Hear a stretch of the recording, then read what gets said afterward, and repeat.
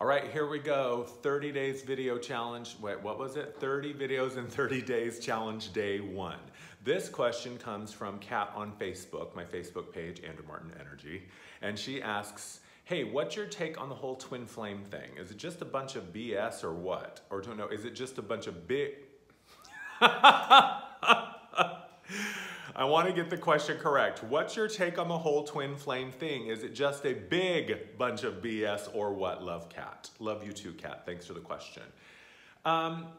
You know what? I'm just going to fucking let it rip. Yeah, I do think that most of it is total horseshit. I really do believe that we as souls make choices with other souls before we incarnate, that you're going to be my mom, I'm going to be your son, you're going to be my dad, you're going to be my sister, you're going to be my pet, you're going to be my boss, and at this point, at this time, on this day, in this period of my life, you and I are going to meet and have a relationship, and you're going to catalyze this growth within me and vice versa. I do believe that there are agreements that we make with other souls and that our choices are made before we incarnate. However, it has been my experience and my feeling is, and this is my opinion and this is my feeling, yes, I do believe that there is something to be said to the twin flame idea and that these people come into our lives at a certain point to be really, really big, powerful catalysts for change. But this idea that somehow I need another person that is somehow another part of me to complete something, I don't buy that. Anything that tells me that the answer is out here is just, I don't buy it. And perhaps we've just completely misinterpreted the idea of twin flames, completely misunderstood really what the point of it is.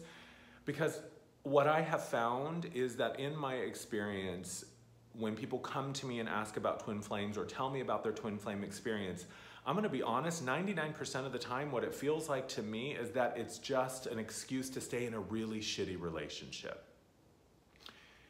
I think the big question to ask ourselves when we're talking about this idea of twin flames and big catalysts for change and growth happening via relationships, because yes, I do believe that there are certain things that we can only learn about ourselves in relation to another, right? My issues with love and intimacy and whatever I think I'm worthy of around the relationship sphere, much of that can only really be triggered or opened up within me when I'm in a relationship, because it's a different story when I'm single, right? There's a lot of things I don't have to face about myself.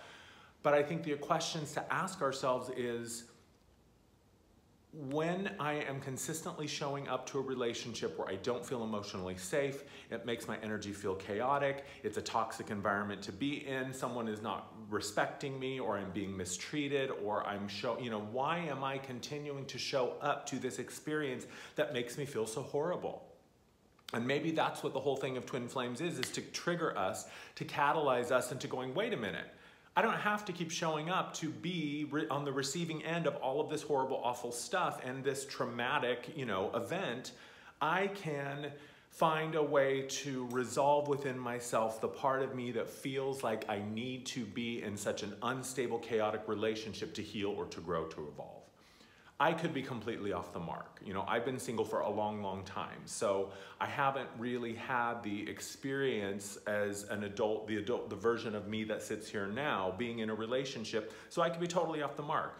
But I just feel so often when I hear people describing their twin flame experience to me, I'm like thinking to myself, why are you showing up for this? What could you possibly be getting out of a relationship that continues to be so volatile? So yes, I believe that we have agreements with souls and other aspects of ourself, because if we think about it, it's like a big family tree, right? We have source, and then source divides off into this and divides off into that and divides off to that. So I do believe that we all come from the same place. So if we sort of reverse engineer our lineage, we would see eventually like, yep, it all goes back to the one.